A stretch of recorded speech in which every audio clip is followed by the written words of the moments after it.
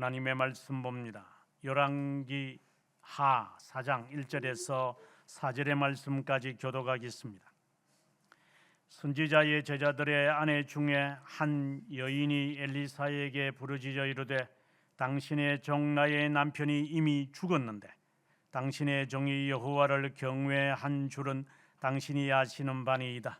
이제 빚 준 사람이 와서 나의 두 아들을 데리까 그의 종을 삼고자 하나이다 하니 엘리사가 그에게 이르되 내가 너를 위하여 어떻게 하랴? 내 집에 무엇이 있는지 내게 말하라. 그가 이르되 계집종의 집에 기름 한 그릇 외에는 아무것도 없나이다 하니 이르되 너는 밖에 나가서 모든 이웃에게 그릇을 빌리라. 빈 그릇을 빌리되 조금 빌리지 말고 너는 내 두 아들과 함께 들어가서 문을 닫고 그 모든 그릇에 기름을 부어서 차는 대로 옮겨 놓으라 하니라. 아멘.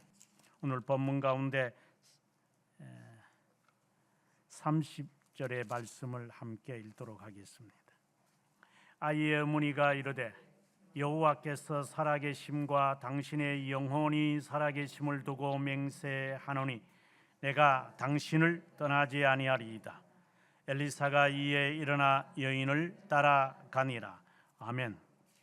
오늘의 이 말씀도 정말 유명해서 다양하게 우리들에게 그 전율을 느끼는 이야기입니다. 그 열왕기상 17장을 보면은 엘리야가 사르밧 과부에게 가서 그 극단적 선택을 하게 하는 것이나 오늘 본문에 나오는 무명의 과부와 그리고 수넴 이 여인의 이 이야기들을 보면서 정말 신앙이라는 게 이렇게 단순하게 결단적이고 순종적인가? 정말 우리와는 너무나도 거리가 멀구나 라고 하는 것을 많이 느끼곤 합니다. 동시에 이것은 그냥 하나의 스토리텔링인가?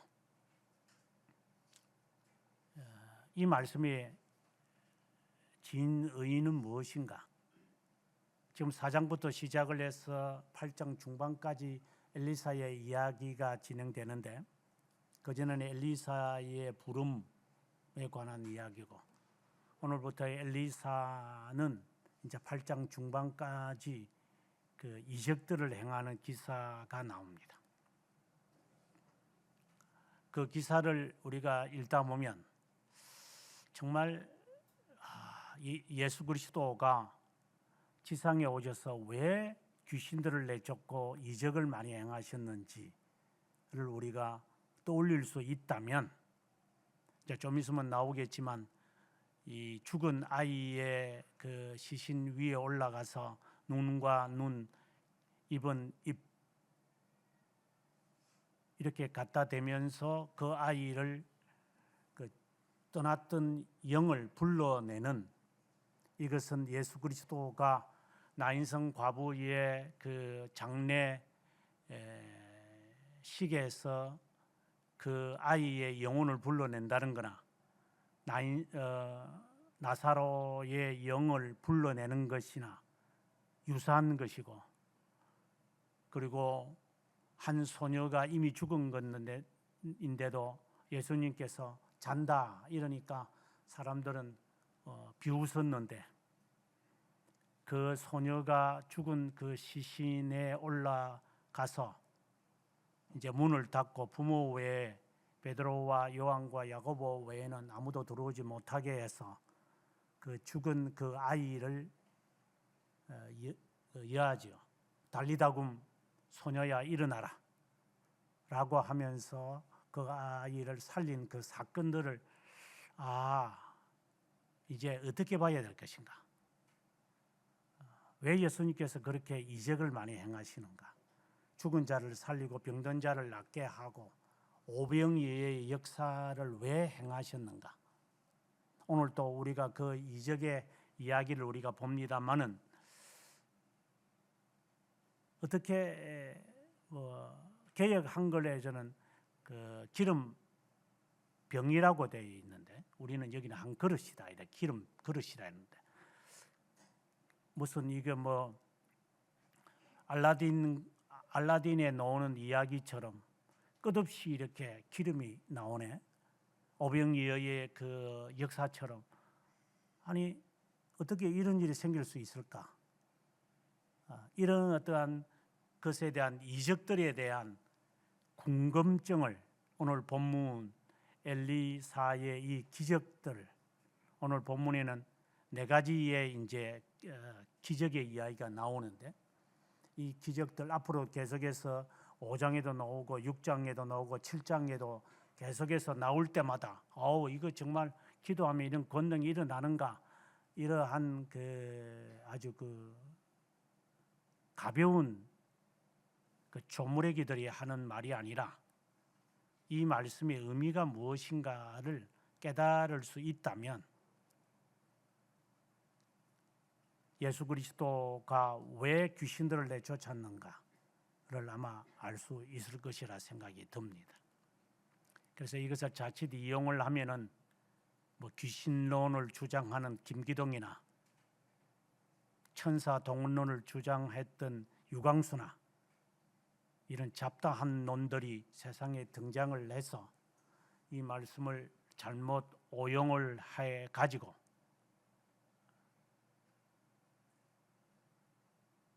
이게 미친 놈들이지만 지금도 미친 놈들이 가양동에서 지금 설치고 있지만 이러한 그 춘추 전국 시대처럼 이 신앙이 지 마음대로 그 살아가는 이러한 일들이 과거에도 있었고 주님 오실 때까지 있지 않겠나.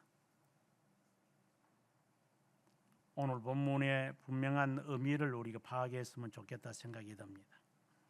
그 파악을 위해서 오늘 본문의 첫 번째 이적의 이야기는 과부가 채무자에게 두 아들이 뺏기게 되어졌습니다. 이거는 불법입니다. 이것은 마치 누가복음 18장에 나오는 사람들을 무시하는 한 재판관의 이야기와 같은 겁니다. 그래서 재판관에게 와서 열심히 간구했더니만 사람을 무시하지만 그의 간청으로 인해서 그의 청원을 들어준 그것을 우리에게 떠올릴 정도로 이 여인은 이제 과부는 이제 엘리사를 찾아옵니다. 엘리사가 그에게 말합니다. 2절에 내가 내게 무엇을 할까? 내가 무엇을 해주면 좋겠느냐? 무엇을 해주기를 바라는 마음으로 나에게 왔느냐? 이것이었습니다. 그러면서 너 집에 무엇이 남아있느냐? 그때 계집종의 집에는 기름 한 그릇 외에는 없습니다. 정말 이것은 정말 정답을 정확하게 하는 것 같아요. 마치 기브온 산당에서 기도하는 솔로몬에게 내가 내게 무엇을 줄 거라고 할 때 만약에 하나님이 우리들에게 이렇게 질문을 던졌다 합시다. 너 지금 너에게 뭘 줄 거야? 이러면 여러분 당장 뭐라고 하겠어요? 잘 먹고 잘 살고 잘 되게 해주세요. 아마 이리 기도할 거예요. 틀림없을 겁니다. 내 사업도 잘 되고요. 내 자식도 잘 되고요. 내 가정에 평안이 있고요. 그리고 내가 걱정하는 일들이 그리고 내가 지금 골치 아픈 일들이 있고 내가 상당히 힘든데요. 이거 다 해결되게 해주세요. 그 따위 짓을 하니까 당신은 지옥 갈 거야. 신앙생활이 그 따위로 살고 있으니까. 주님을 찾은 이유가 먹기 위해서 온 거니까. 네가 기도하는 이유도 뭐야? 목적 달성을 위해서 하는 거니까. 네가 교회 열심을 내는 이유가 뭔데? 이유가 다 있어. 꿍꿍이가 다 있어요. 목적을 하나님께 두는 게 아니라 다 나름대로 갖고 있어. 이게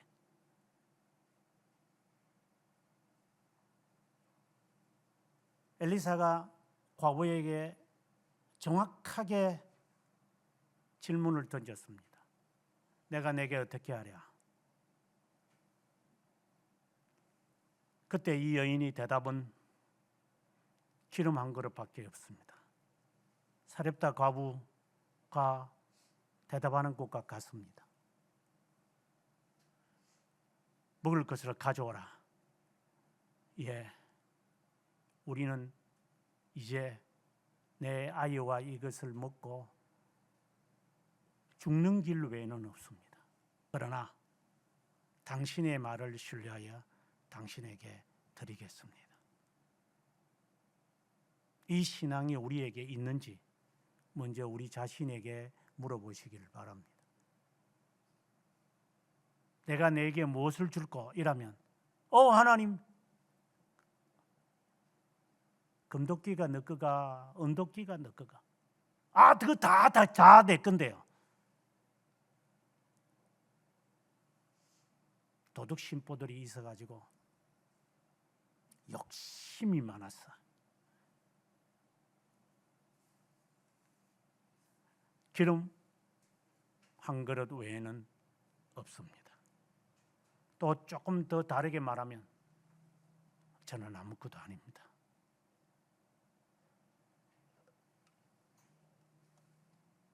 저에게 필요한 것은 당신입니다.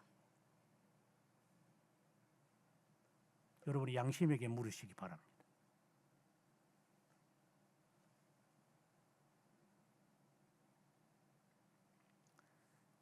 그 이야기를 듣자 3절에 엘리사는 그 여인에게 말합니다. 그 그릇, 그릇에 기름이 얼마나 많이 있는지 저는 모르겠습니다. 그 그릇, 이웃의 집에 다녀서 그릇을 빌려오라. 이것은 노력하라는 말입니다. 정말 너 한 그릇밖에 없느냐? 수가성 여인에게 너 남편 데리고 와. 물 달라 하는데 주님은 네 남편 데리고 와. 이러한 생뚱맞은 질문입니다. 그때 그 여인의 대답은 남편 없습니다. 네 말이 옳다. 지금 있는 남편도 너 남편 아니지? 이건 충격적인 하나님의 간파입니다. 하나님이심을 지금 증명시키는 겁니다. 네가 모아가 나무 아래에 있을 때 내가 너를 보았다는 말과 같은 맥락입니다. 드러내려고 하는 게 아니라, 드러내는 게 잘못됐다는 것이 아니라 주님은 아신다는 겁니다. 주님이 우리에게 질문할 때 내가 어떻게 하면 좋겠느냐 라는 것은 몰라서 질문하는 게 아니라 너 왜 여기 왔느냐. 지난주에 엘리야에게 하나님이 질문하는 것처럼 너 여기서 뭘 하고 있어? 주님이 몰라서 질문했을까요? 아담이 숨어서 모아가 이파리로 자신을 가리고 있는데 주님께서 몰라서 아담아 너 어디 있느냐 이렇게 물어봤을까요? 주님이 몰라서 우리에게 일들이 생기는 걸 그래서 앉아가지고 구주할 매주할 이렇게 하나님 앞에 고해서 들어달라고 합니까?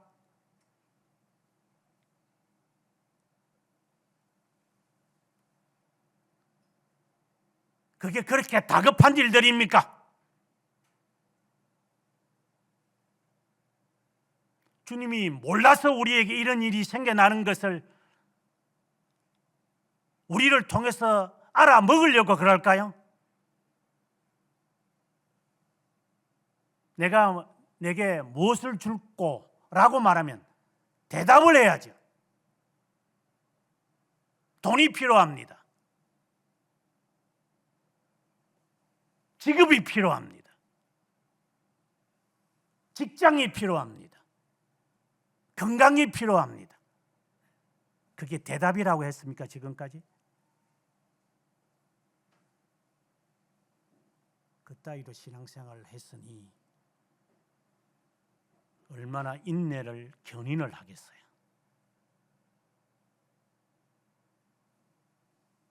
빈 그릇을 빌리라. 힘써 노력하라는 겁니다. 이웃에게 다니면서 이유도 묻지 않습니다. 순종입니다. 믿고 난 다음에 순종하는 것도 아니고 순종으로 먼저 자신의 믿음을 증명하는 겁니다. 물론 위선적인 그 복종도 있죠. 그것은 후에 보면 아니까 이제.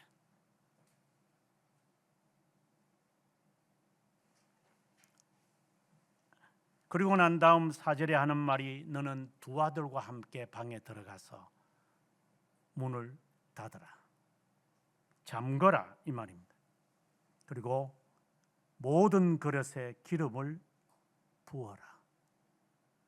이거는 무슨 이게 살짝 이렇게 미친놈 같아요.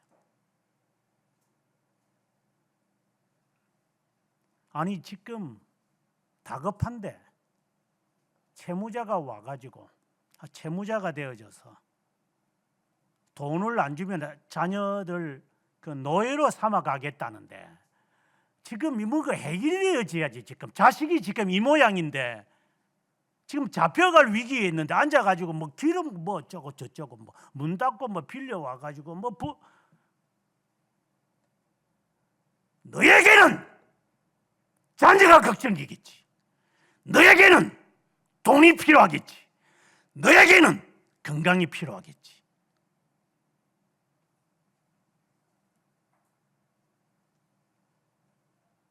거기 해결해 주면 그 다음에는 뭐 할 건데?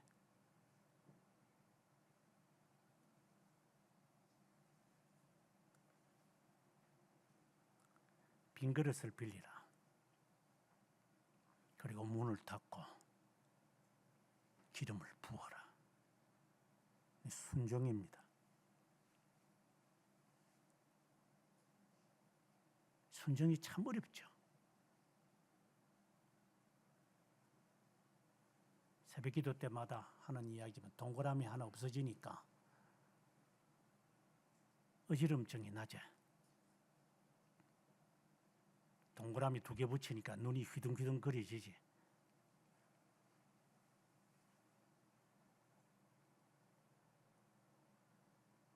돈에 사죽을 못 쓰는 것들이니까.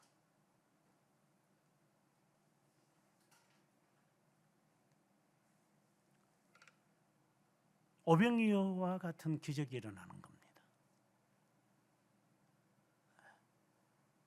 기름 그릇으로 빈 그릇에 붓는데 다 가득 찹니다. 그릇을 더 가져오라. 두 아들이 하는 말이 없습니다, 어머니. 근데 그쳤다. 순종의 결과는 만족이다라는 것이 아니라 이것이 하나님께로부터 왔구나라는 겁니다. 이게 순종의 결과입니다. 아, 하나님이 하신 거구나. 내가 순종을 해서 이렇게 되어진 거고, 내가 기도해서 우리 가정이 이렇게 잘 행복하고, 내가 신앙생활 잘해서 내가 이렇게 편안하게 지내는구나. 그따위로 말하는 자가 있다면 이미 그는 거짓 신자입니다. 세상의 행복으로, 세상의 조건으로, 그러면 다 부자들이 다 그럼 하나님 나라 갈까? 성경은 부자는 지옥 간다고 했는데, 병든 자와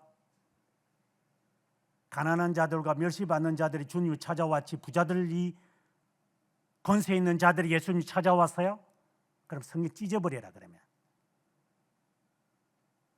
도대체 신앙생활이 무엇 때문에 예수를 믿는 자에 대한 분명한 진실함이 없어요.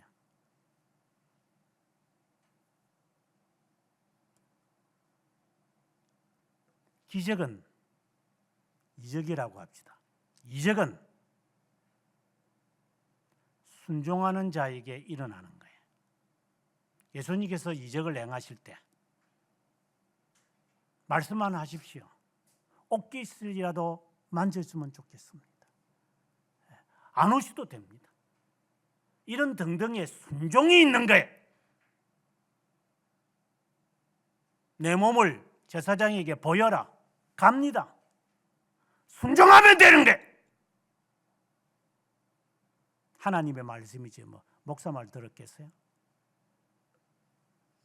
순종인데 스스로 자신을 살피기 바랍니다. 기적을 원한다면.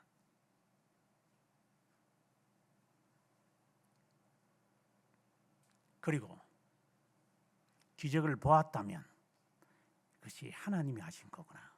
내가 순종을 해서 했다고 거기에 물타기 하지 마세요. 내 신앙하고 아무 상관없어요.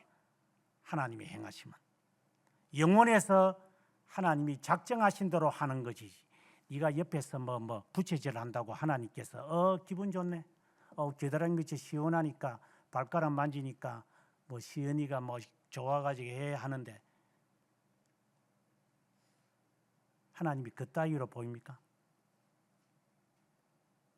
양심을 보시고 배부를 살피시는 하나님께서 우리 그 기도 좁게 하는 요거 하나 갖고 내 기도했어 뭐 어떻게 내가 봉사를 했어 뭐 하나님이 뭐 어여삐 보셨다. 하나님을 그 따위로 우상 숭배한다면 그건 조심해야 됩니다. 조심할 게 없어요. 그냥 그건 거짓이니까. 그건 우상이니까. 더 진실하게 말한다면 하나님이 하셨구나. 그래서 칼빈 선생은 우리들에게 하나님 보상을 허락하실 때 내가 이렇게 했는데 하나님이 이렇게 해주시더라 이렇게 하실 때는 우리의 처사 때문이 아니라 하나님의 너그러움 때문이다. 우리 쪽에서 바라본다면 우리를 격려하기 위한 거지. 너의 공로 때문이 전혀 없다. 이걸 인정할 수 있어야 돼. 그래서 아무것도 없습니다. 아무것도 남은 게 없습니다. 이거 외에는 없습니다. 라고 하는 이 신앙이 하나님께로 전적으로 왔다고 하셔야 됩니다.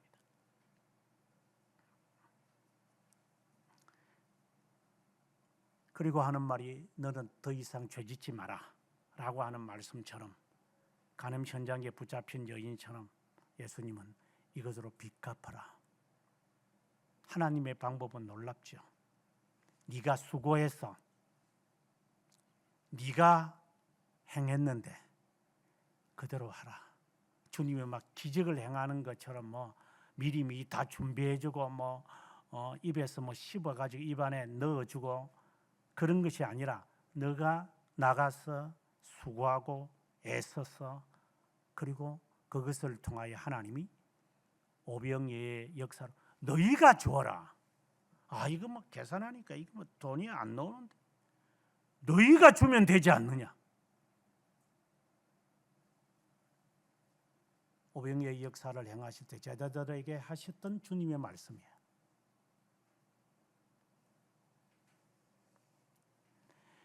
(8절부터) 이제 길게 이제 31절까지 진행되어지는 내용이 있는데 조금 더 구체적인 이야기입니다. 이건 다른 이야기가 아니라 구체적인 이야기입니다. 왜 그런가 하면 수넴 여인의 이야기는 8장에 다시 한 번 더 등장을 합니다.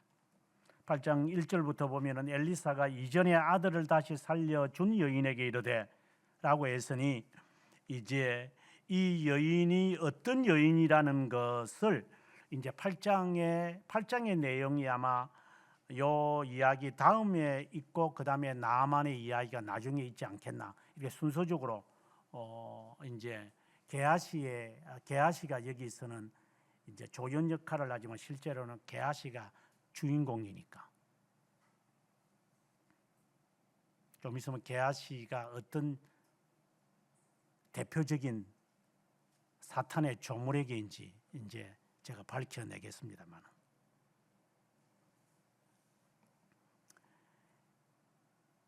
엘리사는 갈멜산에 있었습니다. 굉장히 북쪽이죠. 그래서 거기에서 여기까지 이제 북이스라엘에서 이제 활동을 했으니까, 그래서 여기저기 막 이렇게 돌아다니니까 한 귀한 여인이 있었다. 여기서 귀하다라고 하는 귀족이란 말입니다. 귀족 여인이 있었는데 음식을 제공하면서 그 모습을 보았겠죠. 그래서 남편한테 부탁을 하는 거야. 이게 나발하고 상당히 대조적입니다. 나발에게 이야기할 때는, 아비가일이 말할 때는 뭐 내 것을 줘 이렇게 하는 거 하고, 여기에 수넴의 이름은 안 밝히는데 수넴의 여인이 있는 그 남편은 그래, 그러면 해야지 그거. 이제 이런 식으로 나오는 거. 근데 정말, 그리고 나중에 이제 아이가 죽고 난 다음에 이제 급히 엘리야를 만나러 갈 때 23절에 보면은 초하루도 아니고 안식일도 아닌데 어떻게 그에게 가려고 그래? 그걸 서두르고 있어? 이런 걸 볼 때 정말 나발하고는 완전히 대조적인 그 사람인 것을 볼 수 있어요. 엘리사를 위해서 이제 침상과 방과 책상과 의자와 촛대 구체적으로 좀 마련해 놨으면 좋겠다. 자, 이 이야기를 합니다. 그리고 엘리사가 그곳에 이제 머물면서 이제 있는데 게하시에게 말합니다. 이 여인을 데리고 오라. 이 친절을 베풀었으니. 그래서 여인을 데리고 와서 그 앞에 세웠습니다. 엘리사가 게하시에게 말합니다. 13절에 동일한 질문을 던집니다. 우리를 위하여 세심한 배려를 하는데 내가 너를 위하여 무엇을 할까? 같은 질문입니다. 내가 왕이나 사령관에게 무엇을 내가 너를 위하여 구해줄까? 쉽게 말해서 부귀와 영화를 너에게 줄까? 너는 귀족이니까 좀 한 자리 하고 싶으냐? 이제 이 말이겠죠. 너 사업이 잘 되면 좋겠지, 그제? 그러면 사업을 늘려줄까? 이제 이런 말이겠죠. 너 직장에서 승진하고 싶지? 그러면 승진을 한번 해줄까? 아이 때문에 골머리 하는데 그 아이가 착하고 공부 잘하고 예쁘고 그리고 훌륭하게 자라가고 이러면 좋겠지? 그거 줄까? 아마 우리는 아마 예. 그거 너무 감사합니다. 아이고 세상에 이런 은혜도 있나? 아마 당장 그럴 수도 있겠죠. 조심하십시오. 이 도끼가 너 것이냐 물어볼 때 금도끼도 아니고 은도끼도 아니고 그냥 막 쓰는 도끼입니다 라고 해야지 어찌 지 것도 아닌 것 달라고 했다가 나중에는 도끼비들한테 끌려갑니다. 세상 사람도 그 정도는 압니다. 욕심 부리지 마라 이 말입니다. 구할 것을 구해야지. 대놓고 구하지 마라 이 말입니다. 이 여인이 대답하는 게 참 걸작입니다.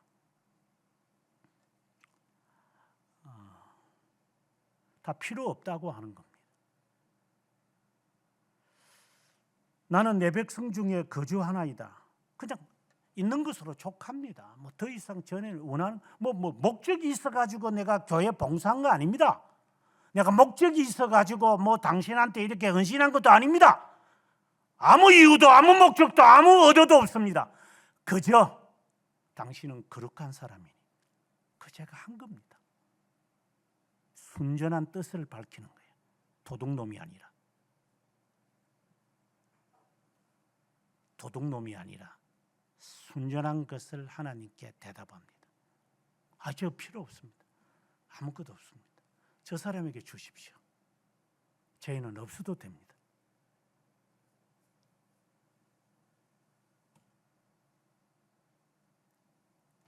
게하시에게 물어봅니다. 아니 저렇게 필요한 게 없다는데 그래도 뭘 해줘야 되지 않겠냐 하니까 게하시가 이제 끼어드는 겁니다. 지 남편은 늙었으니까 보니까 애가 없네요. 그러니 애를 주면 좋겠다 하는 제안을 합니다. 여기에 꼽살이 끼기 시작합니다. 엘리사가 몰라서 게하시에게 물어봤을까요?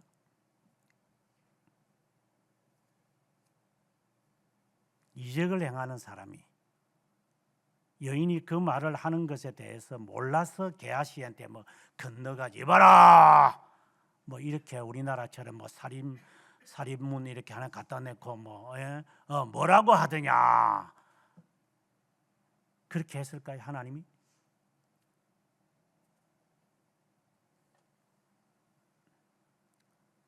그리고 16절에 내년 이맘때 너가 아들을 낳을 것이다. 16절에 그 여인의 대답입니다. 아닙니다. 저는 계집종입니다. 속이지 마십시오. 실망시키지 말아 주십시오. 이 말입니다. 제가 그걸 감당하겠습니까? 사라하고는 대조가 되어지는 대답입니다. 창세기 17장에 보게 되어지면 아들을 낳을 것이다 하니까 사라가 키키키 웃었다 그랬죠. 그럴 수밖에 없죠. 89세 난 이 사람이 그 아기를 낳는다는 게 이게 가당찮은 일이겠습니까?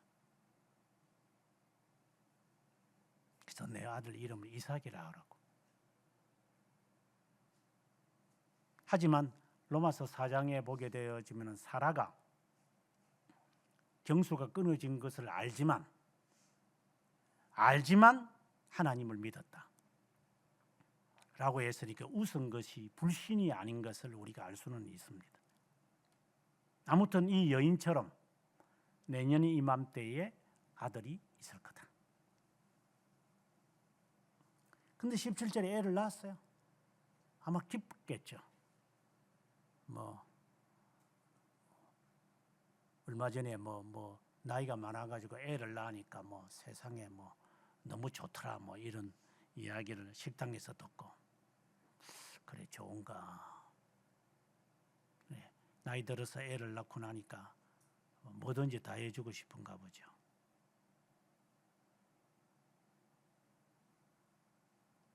너무 좋았겠죠. 그래서 추수할 때 이 애도 같이 앉혀놓고 일을 할 정도였으니까. 근데 이 애가 죽어버렸어요.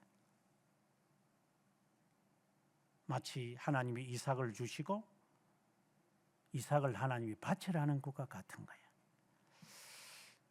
정말 이게 차라리 안 주. 그래서 앞서 이야기한 것처럼 실망 계집종을 속이지 마십시오. 16절에 한 것처럼 이제 정말 이게 차라리 안 주면 좋을 텐데 이게 정의부터 나니까. 그래서 이 여인의 행위가 정말 대단합니다.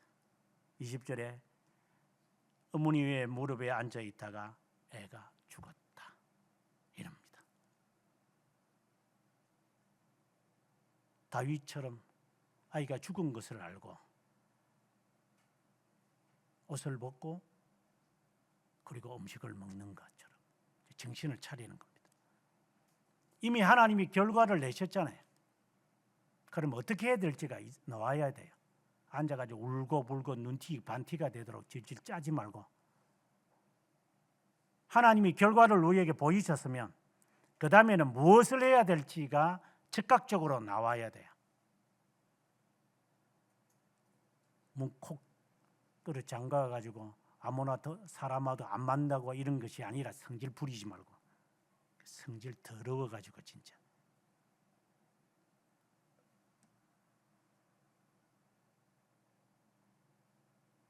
(21절에) 보면 하나님의 사람의 침상 위에 두고 문을 닫고 나왔다. 정말 저는 이 장면을 우리가 자식을 가진 사람들은 알겠지만 아기가 자신의 무릎에서 시근시근 세근세근 잠을 자다가 죽었다. 그런데 즉각적으로 무엇을 해야 될 줄 알아요. 이건 하나님께 가야 한다. 그래서 남편에게 부탁을 하기를 종 한 사람과 나귀 한 마리를 주십시오. 하나님의 사람에게 가겠습니다. 일이 발생하걸랑 전화질하지 말고 문자 메시지 보내지 말고 기도하라 이 말입니다.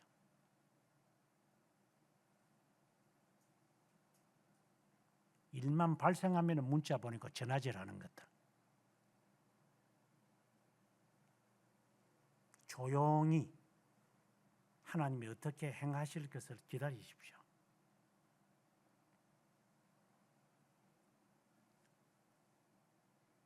그래서 남편이 그에게 물었고 그 여인은 안장을 지우고 사환에게 하는 말입니다. 몰고 가라. 아마 마차를 타고 간 것 같아요. 나를 위해 달려가라. 멈추지 마라. 그냥 곧 급하게 가야 한다.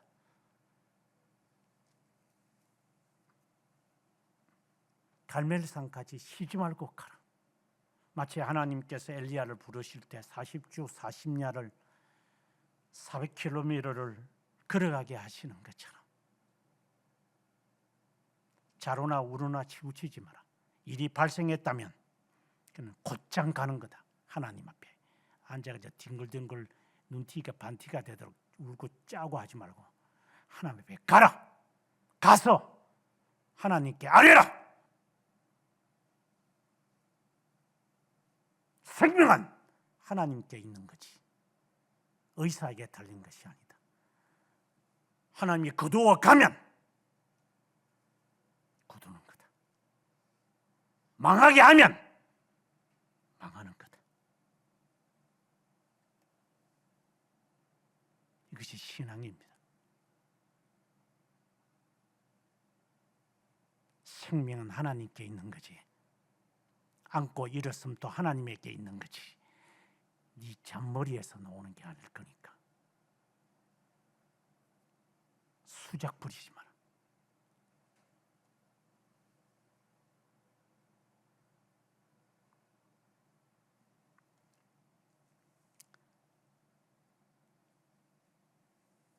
게하시가 저기 누군가가 오는구나 하고 엘리사가 말하니 게하시가 수넴 여인이네요.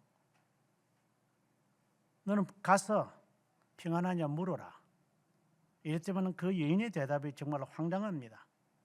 평안합니다. 게하시하고 대화를 안 합니다. 우리는 여기서부터 게하시를 주목해야 됩니다. 하나님의 사람에게 나아가서 그 발을 안고 게하시 가까이 와서 방해하려고 하지 말라고. 그때 엘리사가 여인을 가만히 둬라. 하나님이 내게 뭔가를 말씀하시지 않으시는구나. 여인이 대답합니다. 속이지 말라고 하지 않았습니까? 이 말은 저에게 다른 것이 필요 없다고 하지 않았습니까? 그런데 왜 주셔서 저에게 이 슬픔을 줍니까? 이것은 마치 욥의 질문과 같아요. 왜 하나님이 이런 일이 저에게 일어납니까? 제가 뭐가 잘못한 게 있습니까? 정말 슬픈 여인의 마음.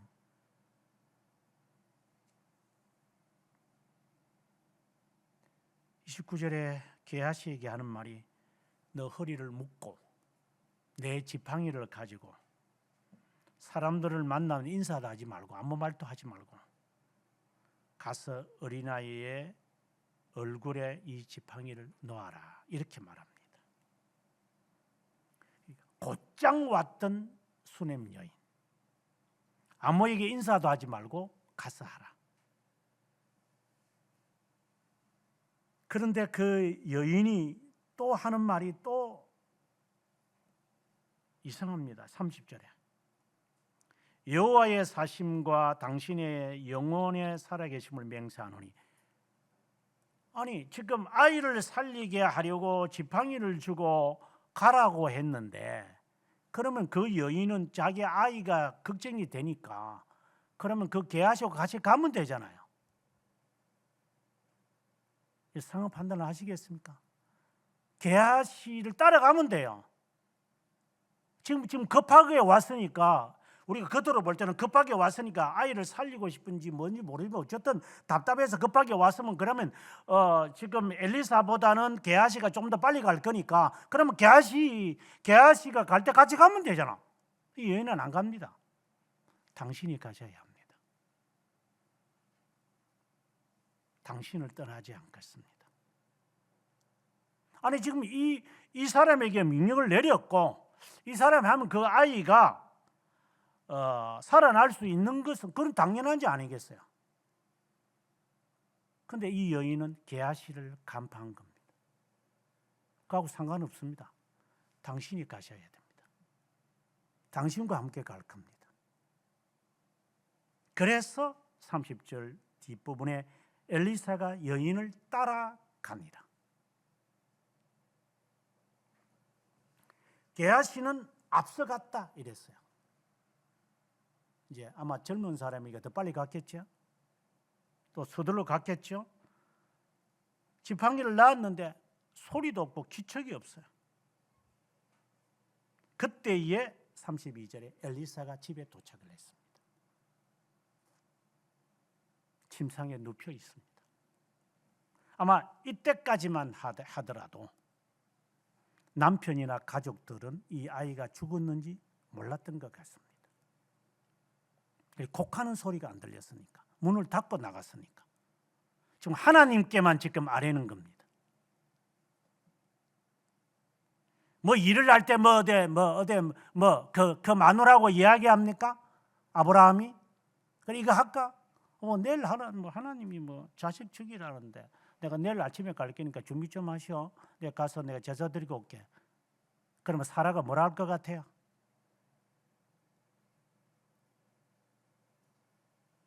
세상은 그렇게 가르쳐 주지.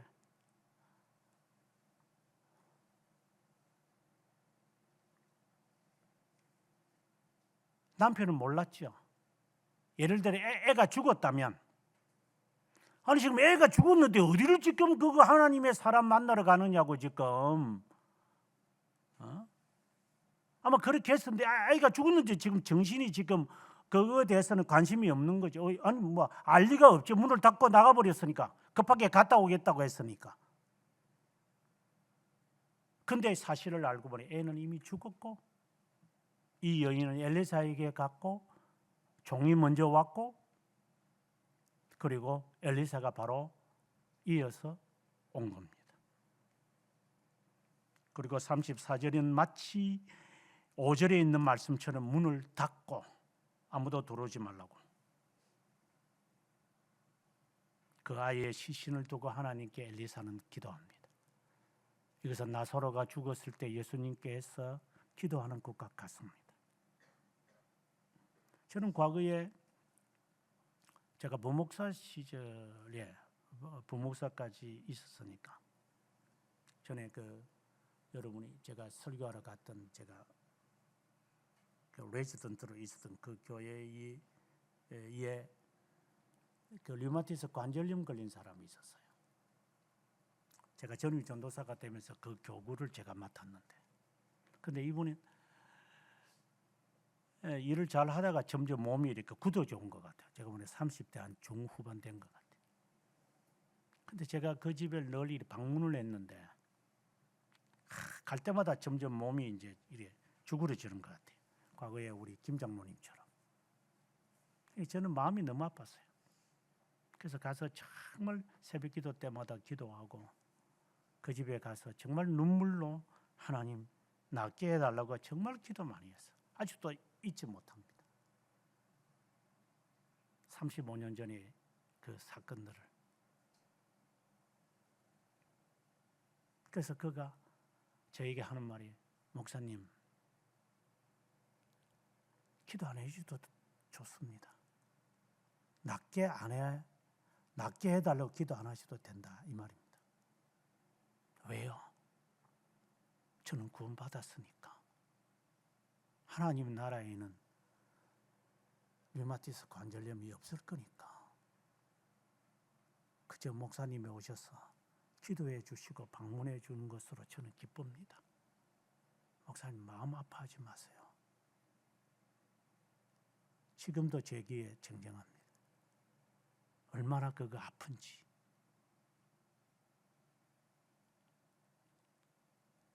나은 것은 아닙니다. 저는 구원받았습니다. 나 같은 놈 이렇게 해서라도 하나님 구원해 주시니 이보다 기쁜 일이 어디 있습니까?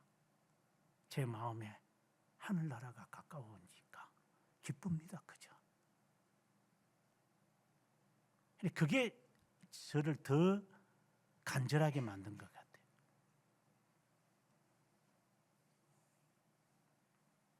하나님 앞에 엘리사는 기도합니다. 그리고 아이 위에 올라갑니다. 조그마한 놈이니까 뭐 1m도 안 됐겠지만 자기 입에 입을, 눈에 눈을, 손에 손을 대고 그 몸에 엎어져 어린아이의 살을 따뜻하게 합니다. 아마 죽은 시신을 이렇게 이게 눈과 눈, 몸을 이렇게 한 걸 보니까 굉장히 그 간절한 마음이 이렇게 시신을 이렇게 붙들지 않았을까. 네. 이것은 예수 그리스도의 성육신을 말합니다. 내가 너희에게 눈과 눈을 이는 이로 갚으라 하였다는 것을 들었으나 나는 너희에게 이르노니 원수를 사랑하라.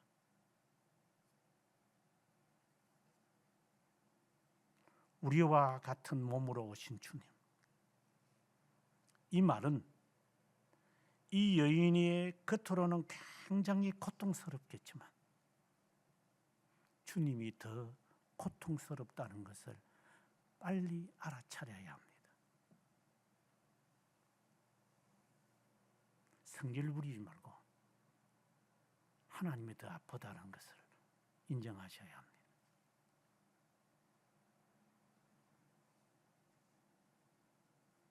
그리고 이리저리 다녔다, 그 방 안에서 다녔다. 이것을 아마 기도했다고 생각이 듭니다. 다시 한 번 더 합니다. 그런데 아이가 7번 재채기 하고 눈을 떴습니다. 기적이 일어난 겁니다.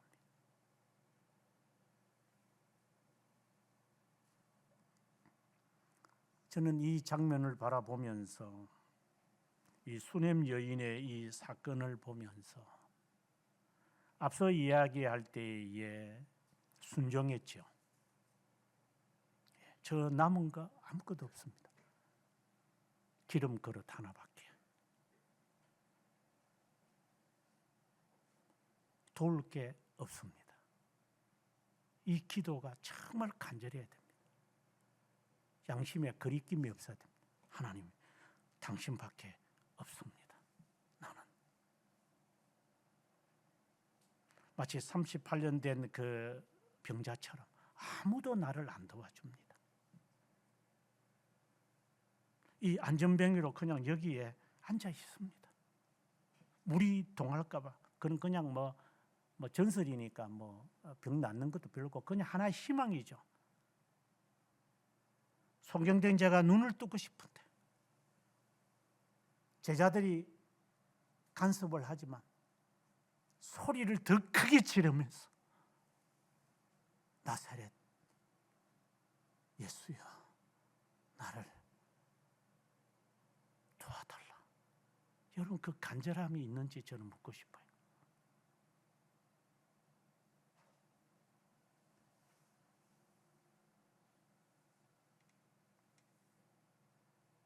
하나님 낫게 해주세요. 하나님 제 살 날이 얼마 남지 않았으면 이대로 죽어도 됩니다. 하지만 살 날이 있다면 하나님이 저 살려주십시오. 그 간절함이 여러분에게 있는지 저는 묻고 싶어요. 정말 일사각오로 하나님께 기도하는 건지, 이게 논핑인지 자빠지 않은 것들인지.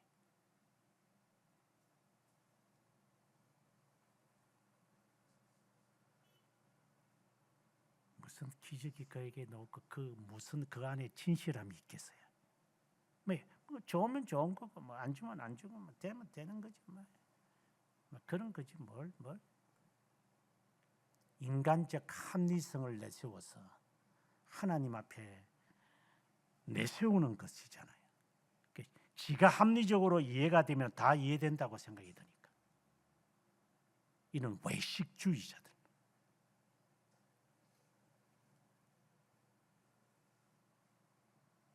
전에도 그런 말을 한번 했지만, 어머니를 살리고 싶어서 정말 저는 죽기를 각오, 뭐 보니까 어제 우리 김 집사도 발톱이 빠지니까 아프다고, 신 이사님 보니까 발톱이 양쪽 발톱이 2개가 다 빠졌다고, 엄지발가락.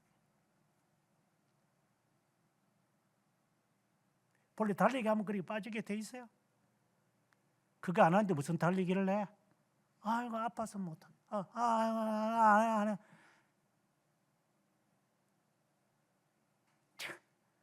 기가 차는 놈들이.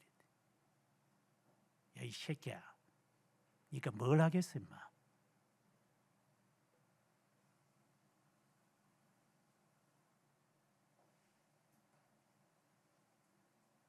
니가 뭐 될 것 같아 임마. 니가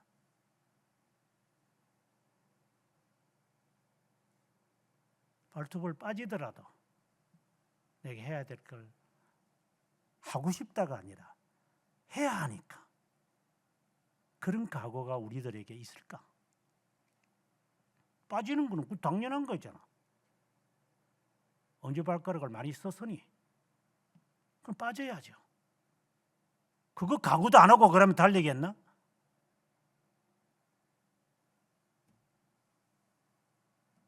달리기 하는 사람들 보고 다 물어봐. 발톱 안 빠진 사람들이 몇 %나 있는가?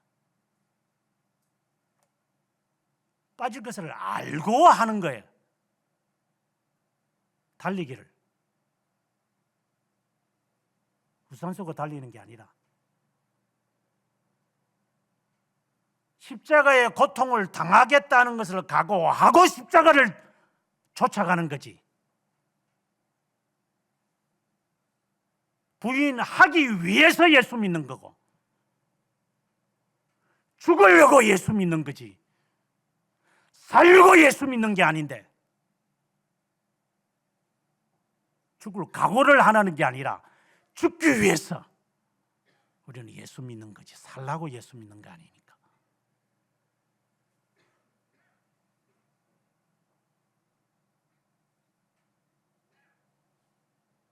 더 이상 심한 말이 나가지 않기를 바랍니다.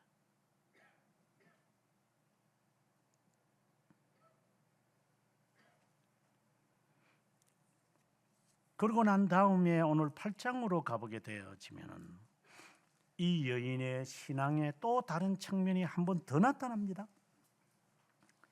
엘리사가 이전에 아들을 다시 살려준 여인에게 이르되 일어나 내 가족과 함께 거주할 만한 곳으로 가서 거주하라. 기근이 7년간 있었겠다.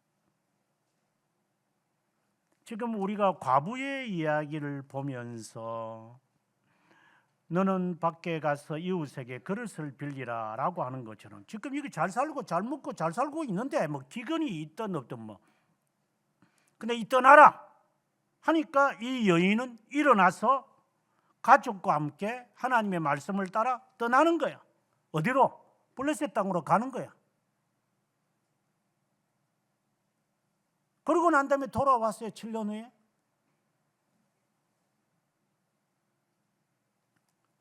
이제 엘리사가 죽고 난 다음의 이야기니까 5절에 와서 게하시가 이제 이 여인이 그 7년 전에 있었던 그 땅을 돌려 줘야 됩니다 하고 정인으로 나서서 이제 돌아가게 되었다. 이제 이 이야기가 나와요.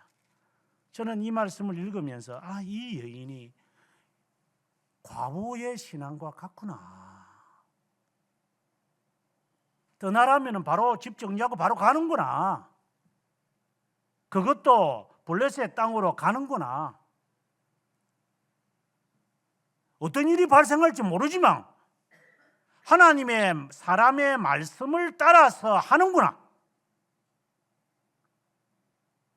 이게 순종이 나오는 거예요.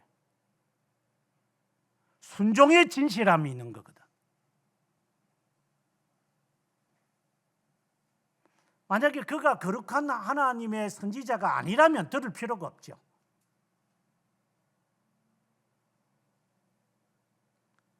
순종을 안 한다면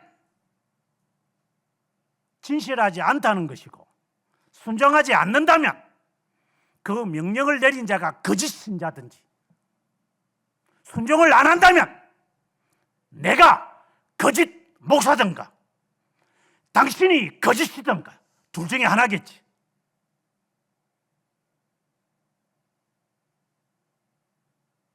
하나님의 말씀에 순종하지 않는다면 당신이 거짓이든지 진실하지 않든지, 아니면 내가 거짓 목사든지 둘 중에 하나겠지. 다시 말합니다. 순종을 안 한다면 당신이 지옥 가든지 내가 지옥 가든지 하겠지.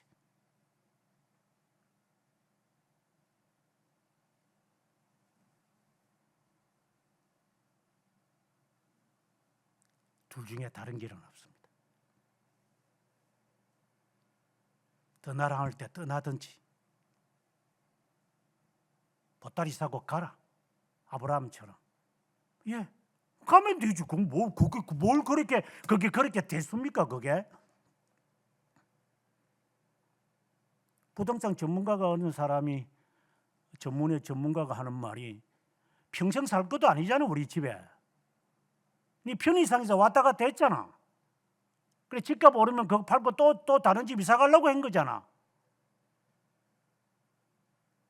그러면은 여기 집 팔고 그러면 이사를 가면 그러면 거기서 어떤 일이 발생하는지 모르잖아. 그럼 순종하면 되잖아. 그래서 순종이 되기 싫어.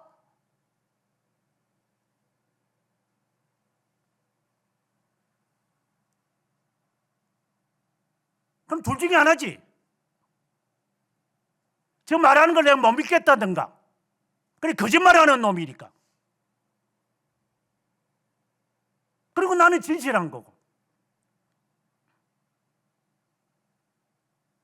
아니면 내가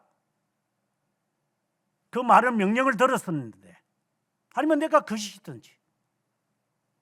중간에 영역이 있습니까?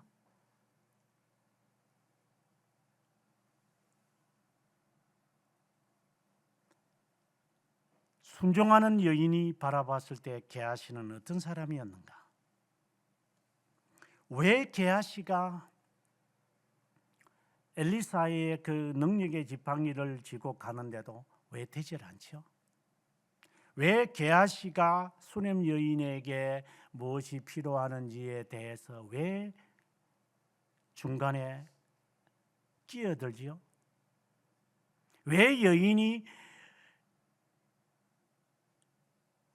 엘리사의 발을 붙들고 흐느껴 우는데 왜 그것을 말리죠? 왜 기적이 안 일어나죠? 지팡이를 들고 왔는데. 엘리사가 몰라서 죽었을까요? 아니면 지팡이가 능력이 없어서 그럴까요? 그래서 곧장 갔는데, 말하는 대로 했는데, 이 사람의 전말은 나중에 나아만의 5장에 가서 잘 드러나죠. 나아만이 문두병에 걸린 아람 군대, 원수 국가입니다. 원수 국가. 그래 6장에 가보면 아람 군대가 이스라엘을 이렇게 침범해 오는 이야기도 나오는데, 원수 군대에 있는 자가 와서 병 낫게 되려고 보물을 갖고 왔는데 엘리사는 아무것도 원하지 않습니다. 16절에 하는 말이 내가 섬기는 여호와께서 살아계심을 두고 맹세하노니 내가 그 앞에서 받지 아니하리라 하였더라. 나 아무것도 안 받겠다. 이거는 전적으로 엘리사의 권능의 이적의 역사는 하나님이 하셨다는 것을 그가 스스로 몸소 실제로 보여주는 거예요. 금은 폐물이 나에게 있어도 너희가 주겠다고 갖고 온 건데 저는 안 받습니다. 아브라함이 어떻게 했는지 기억하시기 바랍니다. 너희들이 나를 부하게 했을까 봐 사람들이 말할 것 같아서 나는 받지 않겠다. 나는 여기서 우리는 중요한 교훈을 받아야 됩니다. 하나님이 당신을 살리기를 원하는 겁니까? 하나님이 당신의 인생에 개입해서 그분이 하시기를 원하는 그 권능을 믿고 그분이 하기를 원한다면 어떤 자세를 취해야 될지 분명히 자세를 취하시기 바랍니다.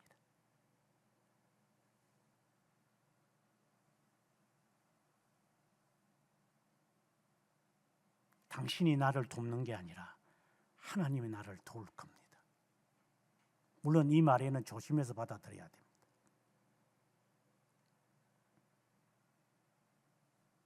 하나님이 살립니까? 하나님이 죽이십니까?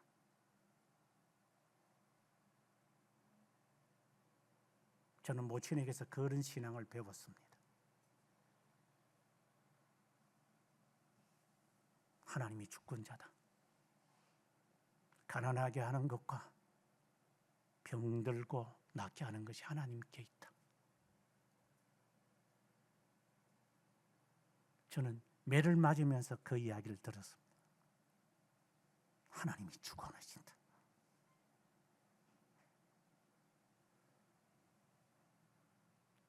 시시껄껄한 쓰레기 같은 신앙하는 것은 저는 처음 봤습니다. 이 조순놈들.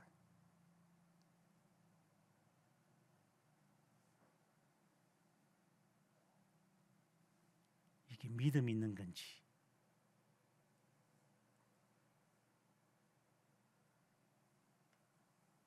하나님이 하시는 것인지 거기는 순종에 나온다고 했습니다. 순종하는 이 여인은 이제 하나님의 사람을 바라본 겁니다. 그래서 그의 말을 듣습니다. 그래서 그를 위하여 봉사한 겁니다. 그에게 요구하지도 않습니다. 당신이 뭐 이렇게 하든 저렇게 하든 간에 나는 순종할 거고 거기에 대한 다른 이유를 묻지 않습니다.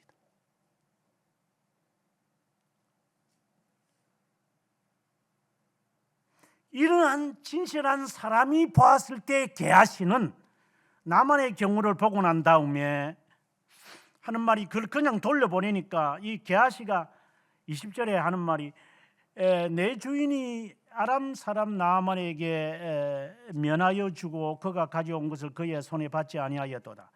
지 스스로 말합니다. 하나님께서 살아계심을 두고 이게 어디다가 하나님의 이름을 함부로 사용합니까? 하나님의 이름으로 사심으로 맹세하노니 내가 쫓아가서 무엇이든지 그에게 받고자 한다. 이 거짓 선지자의 모습입니다. 그리고 거짓말을 이제 합니다. 22절에 제자 중에 두 청년이 왔다. 에브라임에서 왔는데 은 1달란트와 옷 2벌을 주면 좋겠습니다 하고 5장 22절에 말합니다. 나만이 그래? 그러면 2달란트를 줍니다. 너무 고마운 자기가 나았으니까 이게 문둥병이. 그리고 옷 2벌과 함께 줬습니다. 그러고 난 다음에 언덕에 이르러서 야 이걸 갖고 들어가면 들킬 거니까 지가 지 집에 지 천막이겠죠. 천막에 감추어 두고 시치미를 떼고 이제 거짓말을 드러냅니다. 너가 어디서 오느냐? 마치 하나님이 아담에게 질문한 것과 같습니다. 모르고 질문했겠어요? 나중에 6장에 보게 되어지면은 당신이 침상에서 논의하는 것까지 도단에 있는 선지자는 다 알고 있습니다. 우리가 공격할 때마다 다 이렇게 어려움을 당하느냐? 그런 하나님의 선지자가 있습니다. 그 정도의 사람인데 그 앞에 가서 하는 말이 당신의 종이 아무 데도 안 갔는데요. 이런 거짓말을 하나님 앞에 내깔립니다. 엘리사가 말합니다. 한 사람이 수레에서 내려 너를 맞이할 때 내 마음이 함께 가지 아니했느냐? 지금 이 은을 받고 옷을 받으며 감람원이나 포도원이나 양이나 소나 남종이나 여종을 받을 때냐? 이 말은 네 양심에 가책이 안 되더냐? 네가 해왔던 행위를 봐라.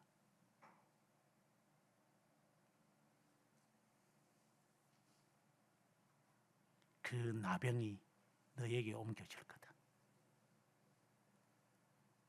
무서운 저주가 임한 겁니다.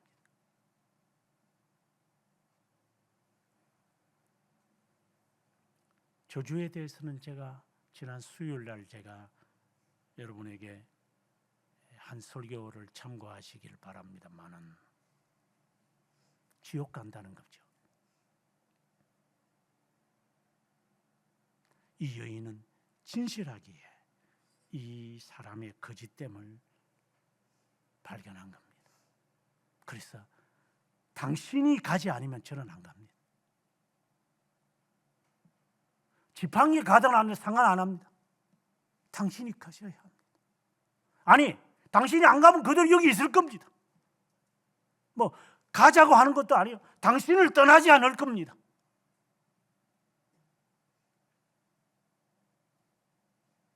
나에게 그런 신앙이 있는지 스스로에게 질문해 보시기 바랍니다. 그저 말씀만 하시면 됩니다. 제 수하에 사람들이 있으니까 하라면 합니다. 굳이 안 오셔도 되는데.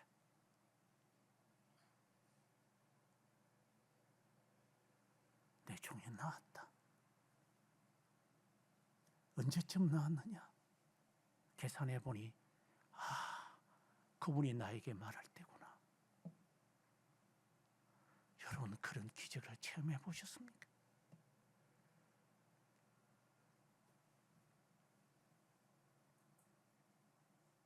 그런 기적을 체험해 보셨습니까?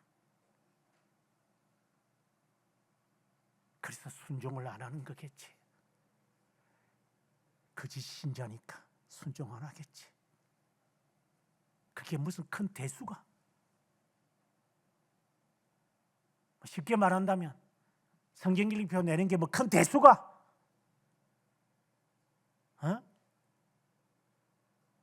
말씀을 듣고 훈련받는 게 그게 큰 대수가?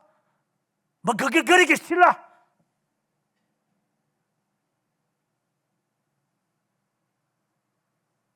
아니 목욕을 하라는 건데 그것도 싫어? 그래서 돌아가겠다는 게 성질 부리면서.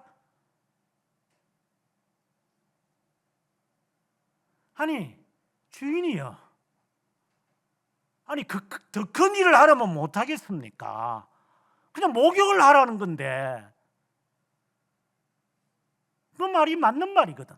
나만이 그래서 그래 한 번, 두 번, 세 번, 네 번, 다섯, 여섯 번 아무렇지도 않아.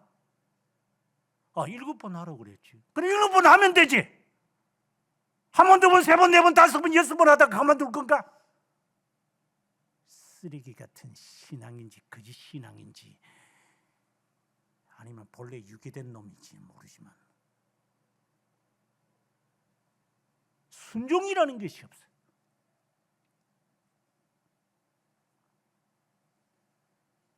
자기 합리화에 포장되어 있는 것이 몸에 빼여 있어요. 살아남으려다 보니까 이게.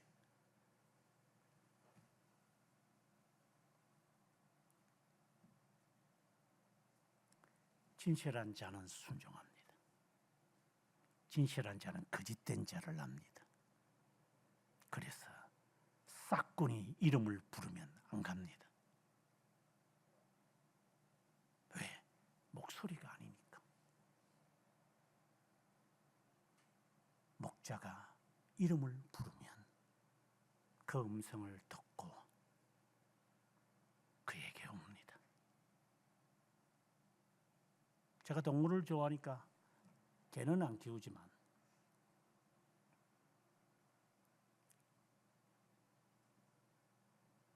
주인이 개를 아마 십몇 년간 있다가 이제 몸이 안 좋아서 병원에 들어갔는데 시름시름 개가 이렇게 앓는 것 같아요. 유튜브에 잘 떠 있더구나. 근데 이놈이 음식을 안 먹고 이렇게 시름시름 하니까 참 개들도 그런 개가 있더구만요. 주인이 없으면 음식을 안 먹고 이렇게 시름시름 하는. 근데 오늘 아침엔 제가 그랬어요. 우리 고양이 두 놈 보고. 내가 이렇게 탐사를 보통은 또 2주간 동안 멀리 가도 이렇게 같이 있어줘서 있는 사람이 있는데 이제는 가족이 없는 가운데 너희들 두 놈이 이렇게 보름 동안 있고 또 그 다음에 보름 동안 있으려면 너희 참 힘들 것 같아. 그렇게 너희들 뭐라 내 혼자 생각 안 한 거지 그냥. 그때도 내 몫을 알아듣겠냐. 너희들이 어디서 똥을 싸고 어디서 너희가 뭐 노는지 뭐 간식을 챙겨주는지 너희가 똥을 치워주는지 그걸 다 씻어주는지 누가 다 하겠냐. 그러나 나는 돌아온다. 너를 버린 게 아니다. 뭐 이런 말을 제가 지금 계속 세뇌시키고 있어요. 근데 그 개가 시름시름 음식을 안 먹고 있으니까 주인이 이제 녹음을 했는가 봐.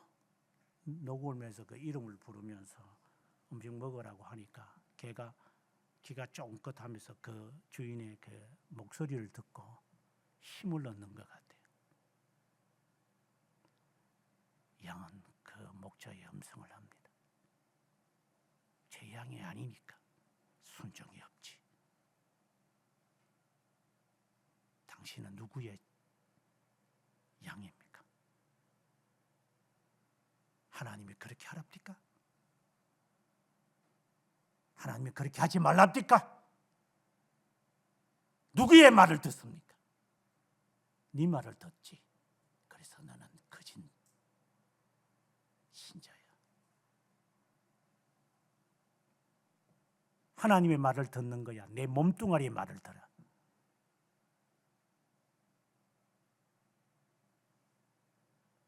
너는 거짓이야.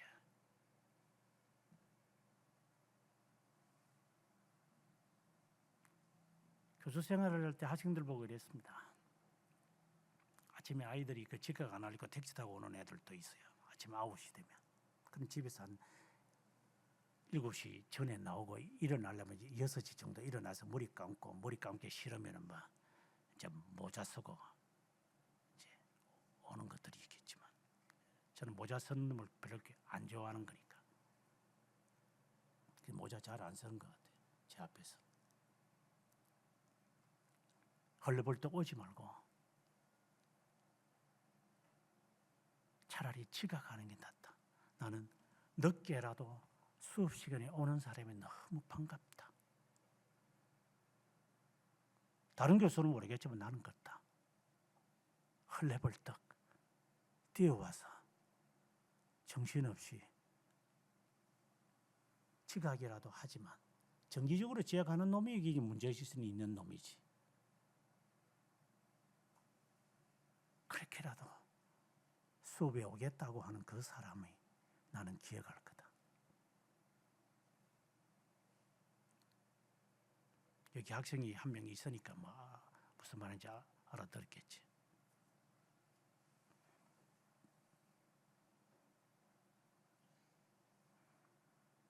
진실한 사람은 순종하고 진실한 사람은 거짓을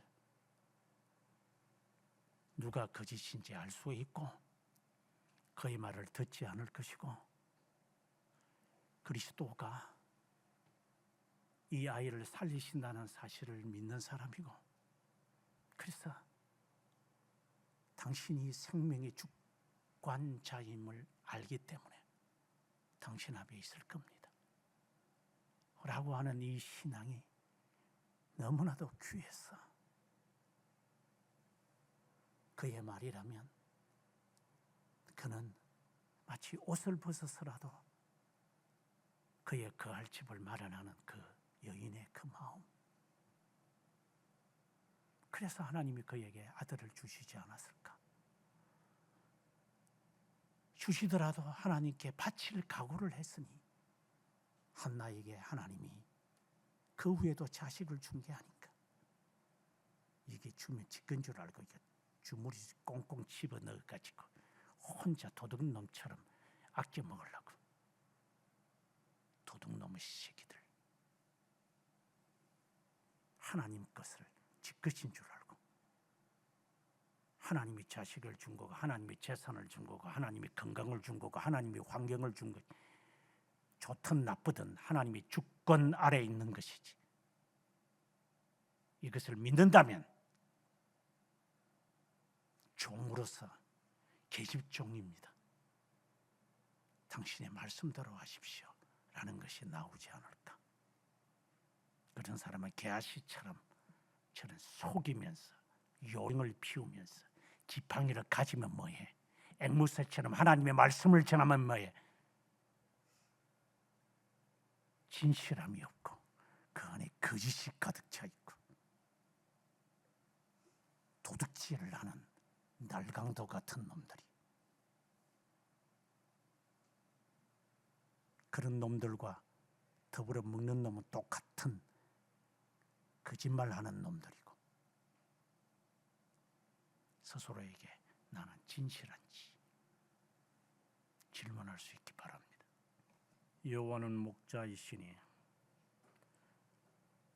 우리에게 부족함이 없을 것임을 믿습니다.